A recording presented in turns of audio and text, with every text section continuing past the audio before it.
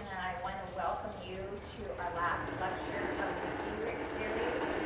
We will start a new lecture series in September, and the lectures will be listed in our June newsletter. If you are not signed up for our newsletter, we have a form over there that you can sign up so you can see what the foundation is doing. And also on our website, which is angelsmuseumfoundation.org. And I really want to thank all of you for coming to our lectures and hope you enjoyed them. We are getting ideas for next year. If you have anything that you'd like to share, like to see a lecture, please let me know so that we can incorporate it for next year. And I also especially want to thank Susan Tomasich for documenting our lectures and putting them on YouTube for everyone to enjoy. Thank you so much, Susan.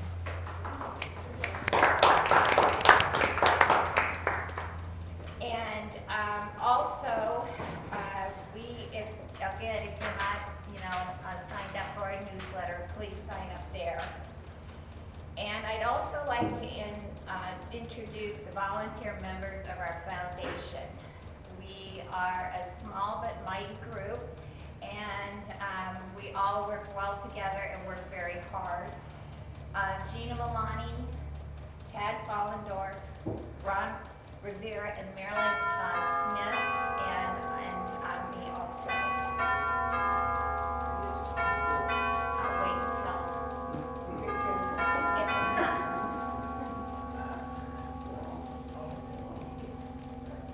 And then the Angels Camp Foundation invites you to join us for this very special lecture by Lynn Downey. She's a former historian for Levi Strauss, and she gave a lecture in 2017 on Levi Strauss as living in San Francisco and his background. And Lynn will be talking about her new book, American Dude Ranch, A Touch of the Cowboy and the Thrill of the West. And she has copies of her book for sale, and she will be available after the lecture for anyone that would like to purchase a book for $20. And let me introduce Lynn.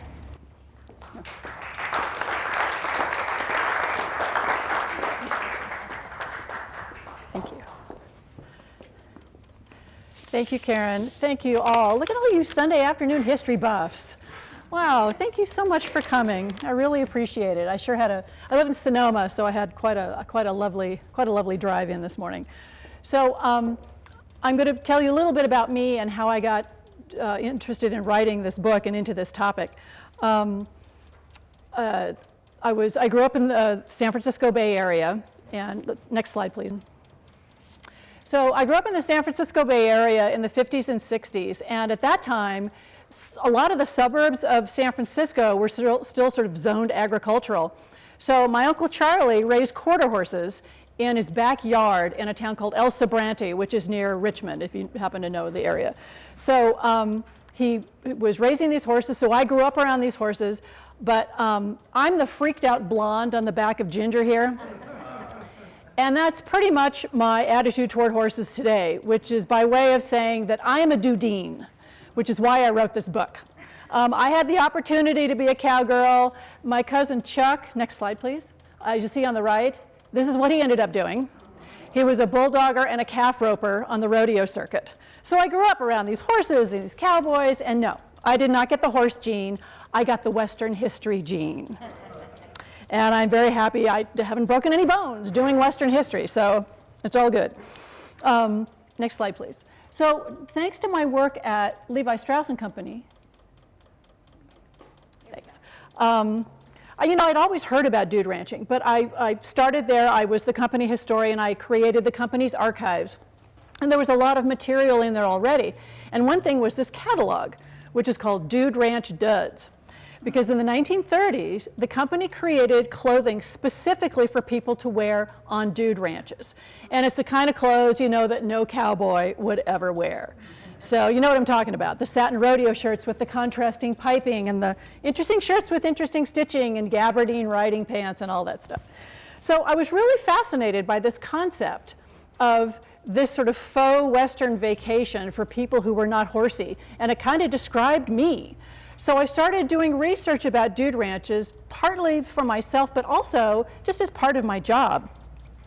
I visited a couple of dude ranches at a town in Arizona that I love to death, Wickenburg, Arizona, if you've ever been there, if you know it. People are nodding their heads, I love it. And I really realized that this was a unique vacation with absolutely no parallel, really, anywhere. And actually, this year, dude ranches are 140 years old. People think they're really more recent than that, but they're not. They actually date back quite a ways. Next slide, please. So you can't have anything with the word ranch in it without cattle. So dude ranches really got started with these big cattle spreads in the Rocky Mountain West. Next slide, please. And really the origin is with these rich hunters who would come from back east or from England and Ireland and come out to these big cattle spreads where there was a lot of good hunting. They'd come out and they'd shoot everything, and then all of the cattle ranchers would put these guys up for free at their ranches. So among them were the Eaton brothers of Pittsburgh. Next slide, please. The three brothers, the Eaton brothers, they had a huge spread in Medora, North Dakota. It was a cattle ranching spread, and a lot of people came out, these ranchers would come out. One of them was Teddy Roosevelt, who came out twice. In 1883, bought the Maltese Cross Ranch, and then came back out again in 1884 after the tragedy of losing his wife and his mother on the very same day to death. And so he came out west to heal. And he basically found himself again out at the west, and he visited Eaton's spread about 2 years after the Eatons had done something very interesting. In 1882, 140 years ago, they looked at each other and they said, you know, we're hosting all of these hunters and they're eating into our cattle profits. So why are we doing this for free? So they bought a guest book in 1882 and started charging these guys $10 a week to stay at their ranch. And that covered food and board. You know, these guys could afford it, and that was about $300 today or something. So the word got out that you could go and stay at Eaton's, and they built a lot more buildings and some like sleeping quarters for these guys to stay in. And the word went out. Now, did anybody watch the HBO series The Gilded Age? Set in New York in 1882. Well, a lot of the men depicted in this series are the kind of men who would have gone out to Eaton's in 1882 and to shoot buffalo and elk and everything else, stay at Eaton's and then go back. So the word was getting back and forth that there was this really great place. So even Teddy Roosevelt was telling people about it. So they all looked at each other again about 1903 and they said, we think we have something good going on here. So they sold their North Dakota place and moved to Wolf, Wyoming in 1903. And in 1904, they opened Eaton's as a dude ranch, exclusively as a dude ranch, not even a cattle ranch. And it was the original dude ranch. And it's still in business today in the original spot in Wolf, Wyoming. So the whole concept became of people from the East coming out west to have a real Western cowboy vacation. And somehow the word dude ranch came around somehow. It's one of these words that etymologists just cannot even know where the word came from, but I can tell you that the word dude itself had become very popular in the 1880s. Next slide, please. So by 1912, poems like this were showing up in newspapers. My favorite line is, whoops, go back. Go back one. Go back. Let me see how to do that. Do the up arrow. Well, that's fine. Oh, there Okay, we go. okay, there we go. Okay. So it's now the cowboy's province to herd the festive dude. So the whole idea was, cowboys were beginning to herd, to wrangle dudes instead of cattle. And it was a weird thing because the cowboy had gone from being an outlaw, like during the OK Corral years, to becoming this sort of legendary knight on horseback after books like The Virginian were published in 1902, things like that. So the cowboy was becoming the kind of man that men wanted to emulate. Starting in the 1880s and 1890s, when there was a lot going on back east. There was a lot of immigration, jobs were being lost, railroads were taking over into the west, and farmland was being lost, and American culture was being changed. And everybody wanted, things to go back to the way, kind of the way they were, and the cowboy represented that sort of purity. And also, things were a little too civilized back east, and if you came out to a dude ranch and got to play cowboy, you could pretend that, you know, you weren't going to go back to some really boring office job when you got back to Cleveland or, you know, Pittsburgh. The dude ranches were also becoming the kind of place where nervous mothers would send their sons if they were falling into, you know, bad lifestyles, if they were drinking too much, or if they were just, you know, not really measuring up. So they'd send them out west to a dude ranch to, you know, make man out of them, cowboy them up. And that became a kind of a trope, a kind of a theme, as we'll see as we move forward. So the word dude actually is a really old word, an old English word, and it originally meant clothes. It was from a word dudis, which meant clothes, which is where the word duds comes from. But by the time it came over here, the word dude referred to the kind of man who wore fancy clothes. And at the same time this stuff was happening, these rich guys in the East, they're wearing really fancy clothes, again, the kind of clothes no real cowboy would wear, right? And so a dude became a kind of a fancy guy, the kind of guy you couldn't really respect, right? And the dude ranch was the kind of place where these guys would go on vacation, but they'd have to man up when they got there. But what's really interesting is that the ranchers themselves didn't see the word dude like that at all. They saw it as just meaning somebody who came from someplace else to have a vacation at our ranch. And to them, dude was not a pejorative. It wasn't a, you know, it wasn't a way to, you know, insult some of their guests. So before World War I, the dude ranch had become really part of American culture. But then around World War I, next slide please, a lot of ranches in the Southwest, such as Arizona and New Mexico, started opening ranches for two things. One, a lot of these rich Easterners, they couldn't go to Europe for a vacation anymore between 1914 and 1918 because of the war. So instead of looking across the Atlantic, they looked west. And they started coming out to these dude ranches. And after a while, it wasn't just the single men, but men and their wives started going out to these places. And now by this time, there was the OTO in Montana, there was a Valley Ranch in Cody, really big spreads that could offer a lot to both men and women. And then also the advantage of having a ranch in the Southwest is if you were a snowbird, you could go to a dude ranch in Arizona or New Mexico in winter, because you are not going to a dude ranch in Montana in January. For one thing, they're not open. But a lot of these Montana and Wyoming ranchers had secondary ranchers in the Southwest, so they could have guests all year long. So next slide, please. Railroads got on the bandwagon with dude ranches really early, because a lot of these dude ranches, really before World War II, they were in pretty remote areas. Some of them were near big national parks. There were a few near Yellowstone. So you'd have to take the train to a station in some city, and then they'd have to come from the dude ranch to come and get you, first in a buckboard or something, and then later in some sort of automobile. So railroads decided to collaborate beginning in the 1920s, and also helped the Dude Ranchers Association get formed, which is sort of the trade organization for dude ranching, which was formed in 1926 with help from the railroad.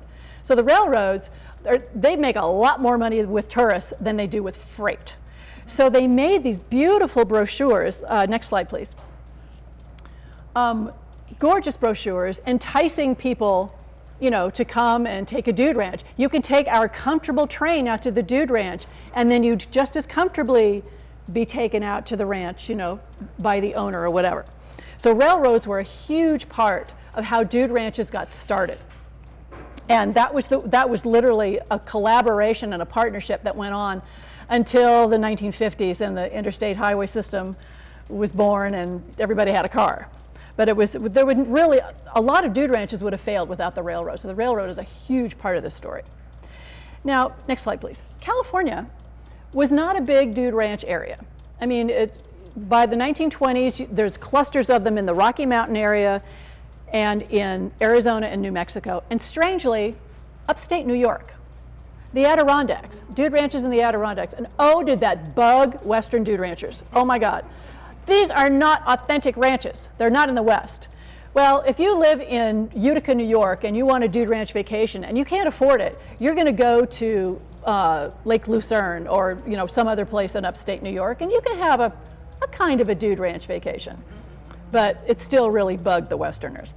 Anyway, there was quite a cluster of dude ranches around Victorville, California, which is near San Bernardino. In fact, when was it Herman Mankiewicz was writing Citizen Kane, he was holed up in a dude ranch near Victorville to try to finish the script. And in those days, dude ranches did not allow alcohol. You could bring your own alcohol to the dude ranch, but they did not have bars or saloons like they have today. And Herman Mankiewicz, who apparently had a broken leg, he had to find his way into Victorville to get his liquor. But anyway, he wrote part of the script of Citizen Kane on a dude ranch, just saying. Palm Springs was another big area where dude ranches were clustered around because it was a desert landscape. And when people thought of dude ranches, they either thought of like the Rocky Mountain Lodge, kind of like what you see around Grand Teton National Park, or sort of territorial style New Mexico kind of style buildings. And Palm Springs has that desert look to it. And also the weather was good. But there are two dude ranches in California that have very big names attached to them. Next slide, please. You've all heard of Phoebe Apperson Hearst, a mother of William Randolph Hearst, California's greatest, if not the West's greatest philanthropist and supporter of women. Anyway, she had an immense property in Pleasanton, east of San Francisco. And she had died in 1919. William Randolph Hearst had the property, and then he sold it. And it was a country club for a while, but beginning around 1940, the old Hearst Ranch was a dude ranch, and it was an upscale dude ranch. It had a huge pool. It had, I'm almost positive it had a cocktail lounge. Riding trails everywhere, but the draw was that name, the old Hearst Ranch. And it was as far from looking like a ranch as it was possible to look. It was this big, huge, the Hearsts are not going to live in a small place. And this big, beautiful, white adobe building, and it was apparently amazing. And there were some radio stations in San Francisco that broadcast their shows from the Hearst Ranch in the 1940s. So the other one, next slide please, was the Jack London Ranch. Now I live in Sonoma. I'm a native Sonoma Marin girl. And Jack London had his beauty ranch in Glen Ellen outside of Sonoma. It's a beautiful ranch.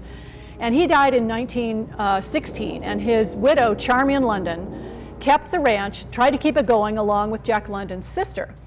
But it was kind of hard to keep it going. So in about 1933, Charmian London opened the ranch as a dude ranch. And you could ride the trails that Jack rode, and you could sleep in the building where Jack London wrote his famous novels. And this thing was open until after World War II.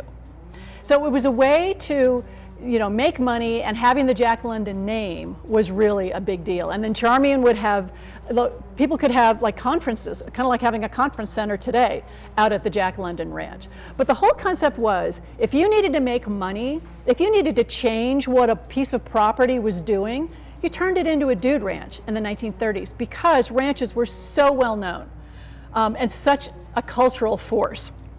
Next slide, please. Part of the reason that was happening is through advertising. Now, a couple of slides ago, I had that big, greetings from California. That very famous kind of artwork was done by a man named Kurt Teich, who was a German immigrant, and he had a printing company, and he came up with that concept of the greetings from. Well, in the 1930s to the 50s, he also had a line of what he called Dude Ranch Comics postcards. This is one of the creepiest ones. Having a wonderful season at the ranch as he's manhandling this woman trying to cook. It's just so bizarre. But the cards really play a lot on this trope of Eastern, girls come out west and go to a dude ranch and they end up marrying a cowboy. And that did happen. The marriages were not always successful, I will say. But that did happen, and there's some cards. There's one other card I couldn't even show you because it's so awful. It's this woman in a negligee on her bed in her room at the dude ranch reading a magazine with the window open, and then there are these two cowboys leaning over a corral kind of drooling at her through the window. Oh my God, it was just terrible. Anyway, so one of the big pieces of this story that I found fascinating was about how much women were involved with dude ranching. And not just as like the dude ranch wife, but a lot of women own dude ranches on their own.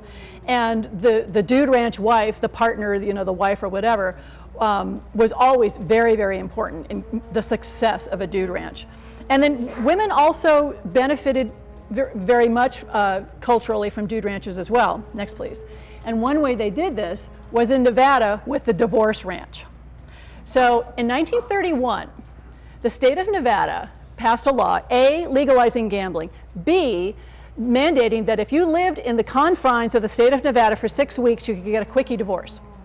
So women are flocking to Reno, and it was all around Reno, flocking to Reno, movie stars flocking to Reno. And then a lot of movies were made about this concept. But the most famous of all, and my personal favorite, is The Women from 1939, which if you've not seen this movie, you must see it. So these Park Avenue women in their gorgeous gowns by Adrian, there's a short part of this film where they go to this Reno ranch to wait for 6 weeks to wait out their divorces. And so the ranch is owned by Marjorie Main, Ma Kettle. She plays Lucy, the woman who owns the dude ranch. And then Rosalind Russell shows up later, and she takes an English saddle out of the wagon that has brought her to the dude ranch. And Lucy says, "What's that dude contraption?" And Rosalind Russell says, "An English saddle. I refuse point blank to learn to ride one of those Western things." And then Lucy says, "Did you ever see a horse laugh?" Next slide, please. So the first thing the women did when they got to this ranch was change their clothes. They changed the way they dressed. They were in alien territory. They're on a Western dude ranch, and you cannot come down to breakfast in the kind of gown you'd come down to breakfast in your New York apartment. And it's just fascinating to me that this whole idea was you changed as a person when you went to a dude ranch, and one way to do that is through your clothing. And the dude ranch really helped Western wear move into the mainstream. Next slide, please. One way, especially for women, was the unfortunately named squaw dress, or patio dress, if you prefer, which I do. It's based on traditional Navajo female clothing, and updated to look spiffy. But this is the kind of thing that women would wear in their own suburban backyard, barbecues, which they might have a Western theme or a dude ranch theme. So this kind of clothing is moving into the mainstream. And what's happening in Western wear also moves onto the dude ranch, and there's less really like weird looking clothes, and what people start to wear more is just what's really comfortable on the dude ranch. A lot of women wore denim for the first time, wore jeans for the first time on a dude ranch, because they're living back in Greenwich or Philadelphia. They don't wear jeans in the 1940s, no, or in the 1950s. So a dude ranch could be transformative for a lot of people, and it was especially transformative for women. Next, please. So one reason dude ranching had become really popular is that it started showing up in movies. So the very first one I could find, although I never actually found the film, was a silent in 1919 called Wrangling Dudes. I wish I could find that movie. Oh my God, I've never found it. By 1939, Hopalong Cassidy was posing as a dude to solve a murder and save a woman's ranch from her evil ranch hands, which was hilarious because, again, instead of his all black clothing, Hopalong Cassidy had to, put on dude clothing, and he had to act kind of like Casper Milquetoast, on this ranch. So he's posing as a dude, trying to flush out the murderer and find out, who were the bad guys. And then once he did, he put his own clothing back on again. There's this, again, this feeling that the dude ranch is someplace different. I mean, there was an episode of the Jetsons, and oh my God, what's her name? What's the Mrs. Jetson? What was her first name? Joan? Okay. Okay, thank you. Oh my God. She needed a rest, so she went to a different planet that was actually a dude ranch. So, she had to go to a completely different planet to sort of rest up and, get her head put back on. Next slide, please. So one movie that I just love is Out West with the Hardys. It's one of the 547,000, Hardy Boy movies that were made in the 40s and 50s, 30s and 40s. It's not a dude ranch. So the family leaves their home and wherever it is, and they go out to their friend's Arizona ranch that needs some help. They need to help save the ranch from, again, somebody evil. But they all change their clothes. And of course, Mickey Rooney puts on the most ridiculous clothes, the woolly chaps and the leather, the cow vest and everything. But what's interesting is that there's a Dude Ranch theme to it, which is that Andy Hardy goes out and he's kind of a goof and kind of a clown. But again, he kind of grows up by his exposure to the real cowboys on the ranch and the real, Western lifestyle. And as usual, at the end of all these movies, he learns this lesson, and he learned a Western lesson. Next slide, please. So in 1930, George Gershwin wrote the musical Girl Crazy, which is just the classic Dude Ranch movie. So Danny Churchill is just living his wild life in New York City, and his father's like, I've had it with you, drunken, dissolute, whatever. So he sends Danny out to the family's ranch in Arizona, which Danny turns into a Dude Ranch with entertainment. So he still gets to be himself, but again, he finds value in this ranch and in this Western lifestyle. Now the movie from 1943 makes a few changes. So the movie is Mickey Rooney and Judy Garland. And Danny Churchill goes out, and it's actually a boys' boarding school, a Western boarding school. And all the other guys, they're dressed in denim and basic Western wear. And then Danny, he does the same thing with the goofy clothes. And the school is about to close, so he and Judy Garland save it by putting on this huge, this huge Western extravaganza with Tommy Dorsey's orchestra in Western clothes at the end of the movie. You have to see it. Just watch the end. I mean, it's just unbelievable. Next slide, please. So by the 1930s and before World War II, families were going out to dude ranches. It wasn't just the husband and wife. A lot of families were realizing that this was a really great place that their children could enjoy, because it was horseback riding. You could watch the wranglers bring in the cattle. There was horseshoeing. Sometimes there was a swimming pool. There would be archery, fishing and hunting. So there was a lot for kids to do. So this is part of my memorabilia collection. I started collecting memorabilia when I was still at Levi's.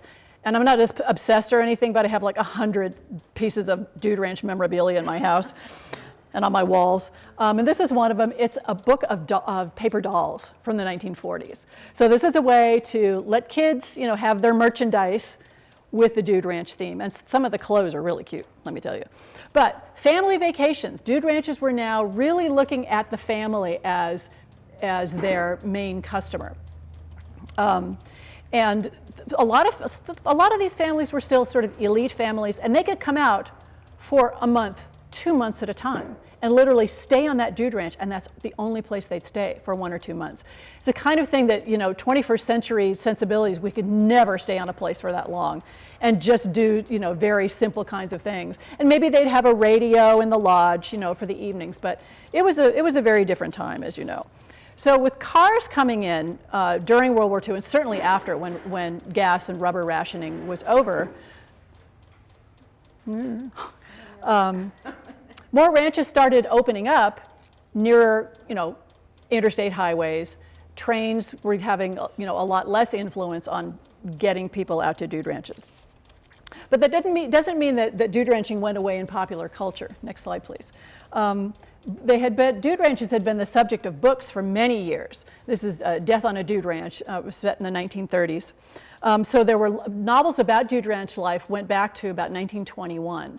And it was the basic story. A lot of it was the man who back east who was kind of a fluffy guy, and he'd come out west, and he would find himself in the west, and then he'd win like the rancher's daughter, or the local, some other local girl, or there'd be a dudeen, which is the female version, by the way, a dudeen there on the ranch, and the two of them together would, learn something about themselves. Then they'd end up staying in the West. Instead of going back east and taking their lessons with them, they would stay there on the ranch. Then there were the sillier stories. Next slide, please. So Cherry Ames was the Nancy Drew of the nursing world. So here she is in her pristine white uniform in a corral. But there was Cherry Ames, department store nurse, Cherry Ames, cruise nurse, Cherry Ames, like boarding school nurse, whatever. So here she is on the dude ranch, helping to solve a crime and help the family, get back together again. Now, I would be remiss in my duty as a historian if I did not tell you, next slide please, about Sally Rand's Nude Ranch. Now, Sally Rand was a burlesque dancer, a fan dancer. She was basically one step above a stripper. And in 1933, she created an attraction which she opened at the Fort Worth Frontier Centennial called Sally Rand's Nude Ranch. And it was an exterior of a Western-style building. And if you look really closely, this is a catalog cover. It says Sally Rand's Dude Ranch, but the letter D is crossed out, and there's an N above it. Because when you paid your dime or whatever and walked into the building, in there were young women cavorting around in a Western landscape wearing cowboy hats, holsters, and boots. That's all. Yeah. Occasionally there might be a little extra something here and there, but basically we're talking almost naked women. So Sally Rand's, the Nude Ranch was very popular, and then in 1939, when San Francisco was going to put on the Golden Gate International Exposition on Treasure Island in San Francisco Bay, they said, come on down. So Sally Rand opened the Nude Ranch at the Golden Gate International Expo in 1939. Makes you wait for it, doesn't it? And at the expo, she had this sort of New Mexico territorial style building with the rattan, kind of a ramada overhang. And you'd walk in, and there they'd be, and the women would be playing horseshoes and having, pretend gunfights. And full disclosure, my 15-year-old father went to the fair and tried to get into Sally Rand's Nude Ranch, but they wouldn't let him. So, just saying. But a lot of the women who were part of the Nude Ranch went on to big careers in burlesque. So it was a good thing to have on your resume, apparently. Next slide, please. So dude ranching sort of faded away from film, but then started showing up on television. There were a couple of episodes of Death Valley Days that had dude ranching themes, and also the Spin and Marty series of the Mickey Mouse Club, sort of a boys' dude ranch, the Spin and Marty were part of. Next slide, please. And the Perry Mason episode, The Case of the Petulant Partner, Perry, Della, and Paul Drake all stayed at the White Sun Guest Ranch in Palm Springs when they were in the area solving a murder. And they even mention it as part of the episode. One of the characters says, where are you staying? Oh, we're at the White Sun Guest Ranch. And it even has interiors and everything, which I just love. Next slide, please. Now, music, if you went to the movies, you would think that music was always a part of the dude ranch experience. And it actually really wasn't. I should probably just stop moving. Unless you were Gene Autry. So Gene Autry first appeared in a dude ranch film in a very small way in a movie in Old Santa Fe. And the directors wanted this sort of musical interlude, but the star, Ken Maynard, couldn't sing, and nobody liked him anyway. So they'd heard about this Gene Autry guy. So Gene Autry had this little musical interlude in Old Santa Fe, and then he just showed up. Of course, if you're a fan, you know that Gene Autry was in so many films, and a lot of them had dude ranch themes. Gold Mine in the Sky, Oh Susanna, I think there were a couple of others. And in one of them, he and his bandmates are in the dining room of this dude ranch. And there's a woman string quartet playing music, and all the people in the dining room are like, oh, it's like, really? And they get up to leave, and Gene says, I don't think people like this kind of music. Come on, boys, let's give them something else. So he goes out, and they get their instruments, and they come back in, and it's Western Swing, Gene Autry time, and the four women join in or whatever. So you'd get the idea that if you go to a dude ranch, there's going to be lots of music, and no, there was not. And I often wondered if people were, disappointed about that, but almost every dude ranch had a piano in its main lodge or its lobby, and guests were encouraged to bring their instruments because the evenings were about everybody being together in the main lodge, and they would play cards, they would play music. There might be a radio, they'd listen together, but the idea was that people weren't off in their individual cabins, but they were all together in this lodge. And that's one of the main important differences that is important to think about with dude ranches. If you go to a hotel, you never meet the hotel manager unless you have something to complain about, right? When you go to a dude ranch, you're in that couple's home. And you're having your evening here, in the lodge, and the dude rancher, the dude ranch couple, whoever, they're right there with you.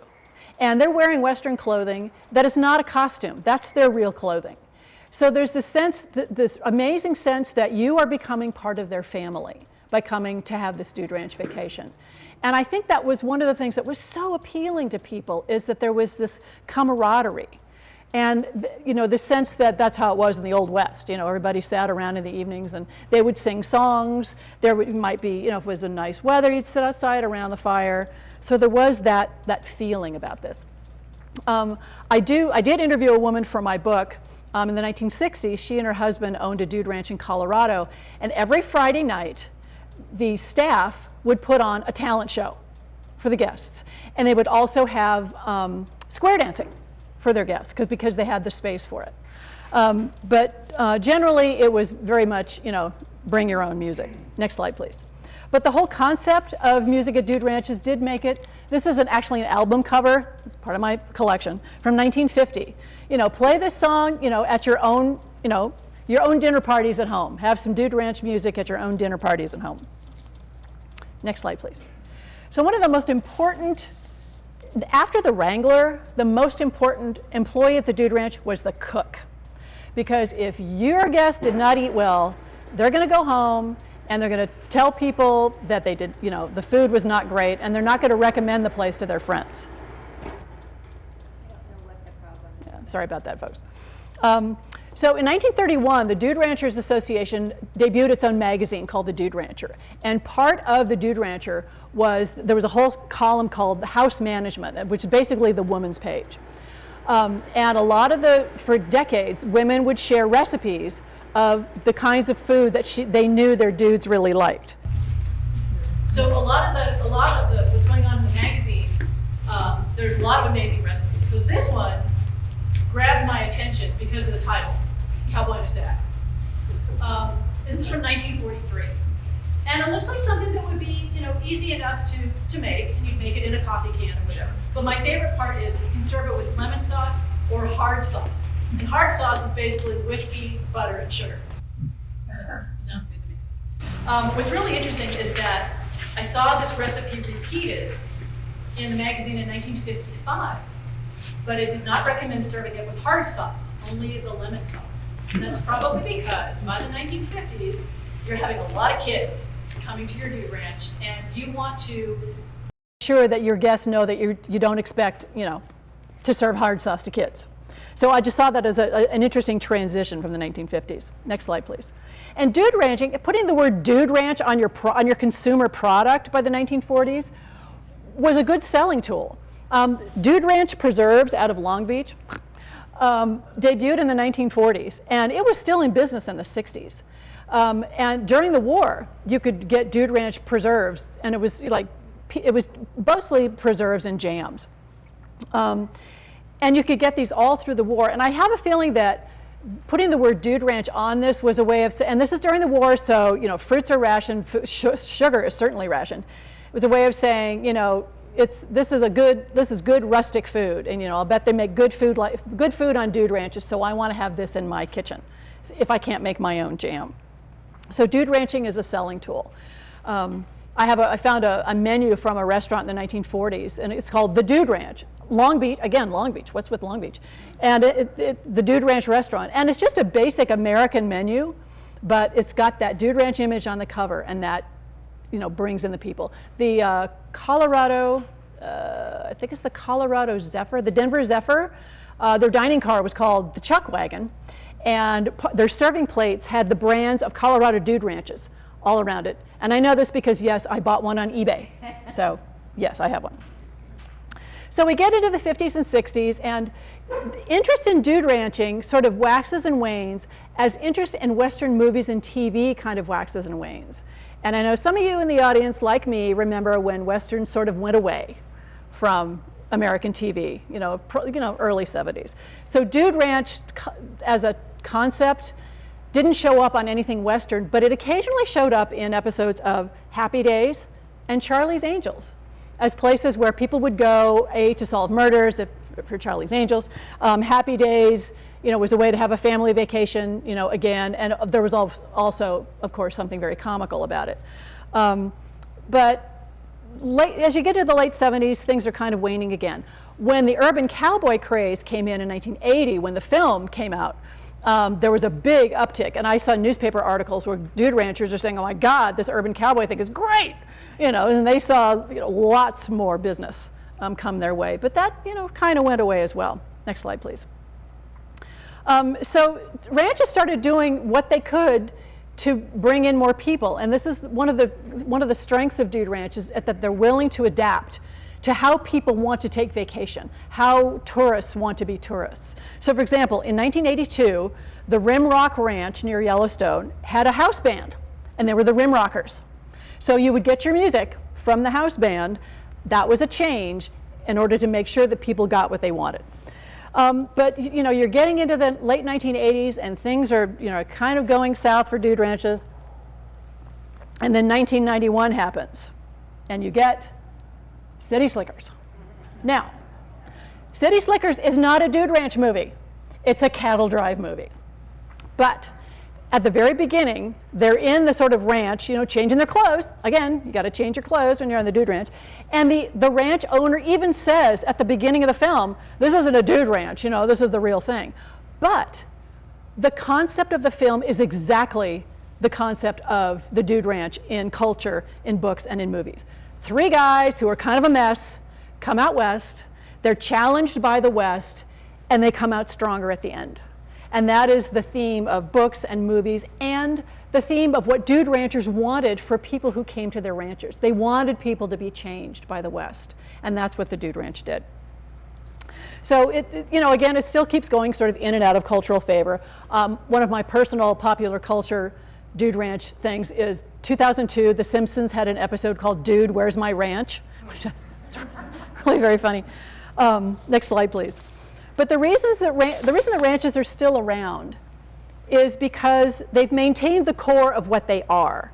There's horses, hospitality, Western landscapes, quiet. People put away their devices. I've had dude ranchers tell me, the kids, after about the first day, the kids have put away their devices, and they are into it. And it's an offer. It's a vacation that is unparalleled.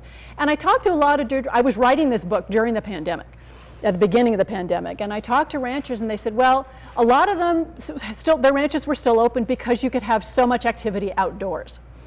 And a lot of ranchers told me they got more bookings for 2020 than they had in the previous few years because there was no place else for people to go to get away from all the horror, right? And who wanted a vacation. And so they made the accommodations they had to because of the pandemic. And a lot of those people who booked for 2020 rebooked for 2021. And it was their first dude ranch experience.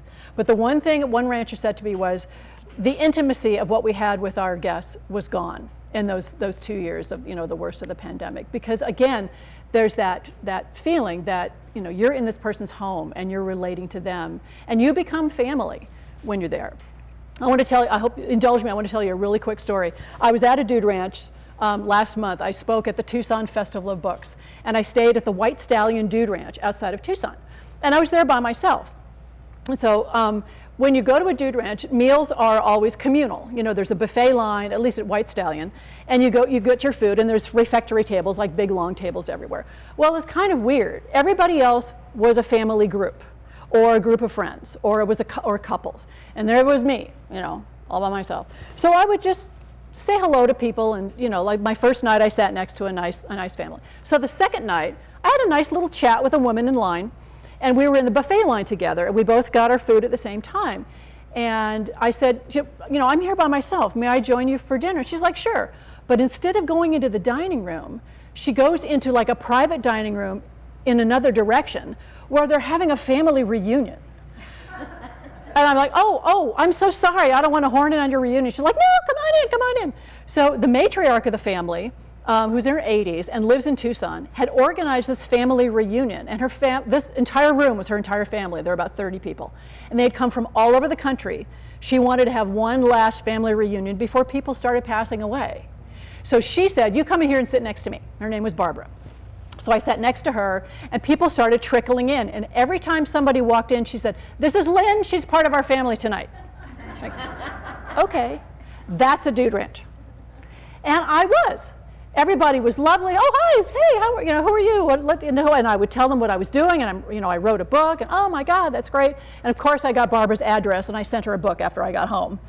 But that is what a dude ranch does. You go in, and you're not strangers when you leave. I know of ranches where groups of friends have been going to the same dude ranch vacation for decades.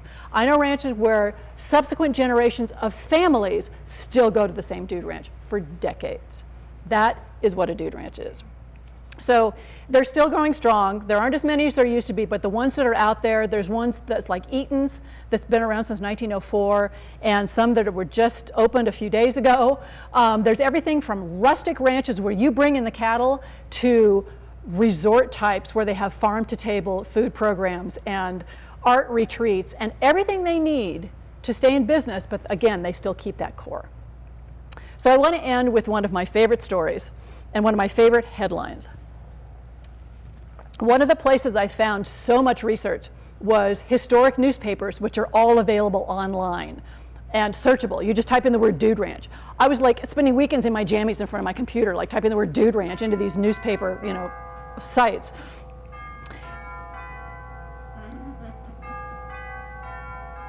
Thank you. So in 1935, next slide please, I saw this headline: Vampire to retire to Dude Ranch. Okay, all right, what's this? So the story was, Bela Lugosi gave an interview to a movie magazine in 1935. And they asked him, what is your ambition? And he said, my ambition is to buy a piece of property in California's gold rush country, next to the property belonging to my friend, cowboy star Buck Jones, and open a dude ranch. I read that and I'm like, no, that can't be right. So, first of all, I looked up Buck Jones and his property. Buck Jones had a ranch in Susanville for years before he was tragically killed. But I read this over quite a few times, and then I got cracking, and I found Bela Lugosi's granddaughter. She lives in LA, and I wrote to her and I said, I found this story, what's the scoop? And she said, well, let me ask my dad.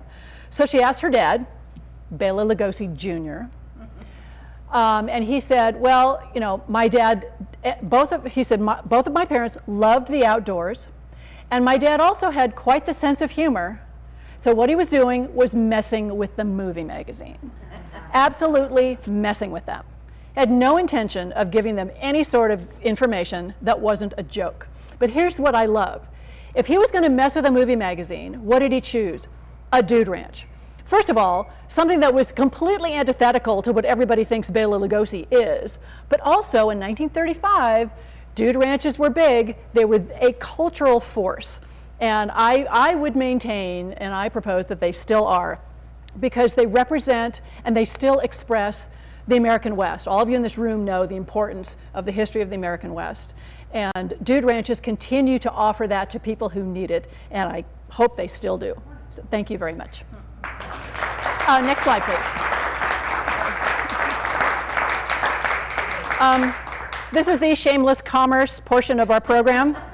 I also have books to sell afterwards, and I'm happy to answer any questions you might have. Yes? Do you see any parallels between a working dude ranch and a kibbutz? And a what? A kibbutz. No, not really. The question is there a parallel between a kibbutz and a dude ranch?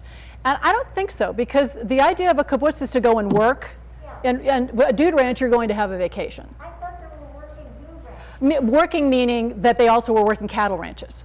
So a lot of dude ranches still ran cattle. They would still have cattle business, but they'd also do dudes. So that's, excuse me if I confused you with that, but that's kind of what I meant by that, yeah. Yes? Did any of the dude ranches sell cowboy clothing so these people could be dressed? Very good question. Yes, they did. A lot of the larger dude ranches had their own stores. A lot of them were called the trading posts. And when I worked for Levi's, I found out about a couple of these because they would carry Levi's jeans and jackets. Because if you showed up at the dude ranch and you're still in your Eastern clothing, you need to change. Some towns, they had, they were colluding with the railroads, and the railroads would come in and stop in town near the biggest Western wear store, and everybody would get off the train and go into the Western wear store and get their clothes. And then the dude ranch owner would show up also to make sure that they also, got the right clothes. So some of the bigger cities around dude ranches, like Sheridan or Wyoming or Phoenix or Helena, Montana, they always carried clothes for dudes. But some of the ranches had their own stores just in case. Oh, yeah. So what's your favorite dude ranch? Well, I haven't been to that many. My book is not sort of a history of individual dude ranches, except for there's kind of like the 3 big founding ranches, because I knew if I wrote the history of one ranch and I didn't do another, it would just piss them off. And I don't want to piss off dude ranchers. But the ones I've been to in Wickenburg, Arizona, are pretty wonderful, and I've been to all 3 of them that are in town. Actually, Wickenburg, Arizona, which is about 50 miles northwest of Phoenix, at one time was called the dude ranch capital of the world. There were about 10 dude ranches in this tiny little town, outside this tiny little town. But there are 3. Two were founded in the 40s, and they're sort of in between. They're not like full resorts, but they're not as rustic. And there's one that's still called the KL Bar that's been around since 1922. It's still a little bit rustic, and it looks like a complete throwback. So it really sort of depends on what kind of experience you want. The Valley Ranch outside of Cody is no longer in business, but I did a lot of my research at the Buffalo Bill Museum in Cody. I won a fellowship to do research there. And so I had a friend who flew up from Las Vegas for a long weekend, and we drove out to the Valley Ranch, which is now privately owned, and it was this huge spread of cabins and lodges, and the gate was open. So we drove in, and the key to doing this is you drive in like you own the place. So I'm like, I'm studying dude ranching. I'm going to take a look at what the Valley Ranch used to look like. So luckily there was nobody there. But it looked like it would just have been amazing. And it was one of the most famous ranches. It opened in 1915 and closed in 1969.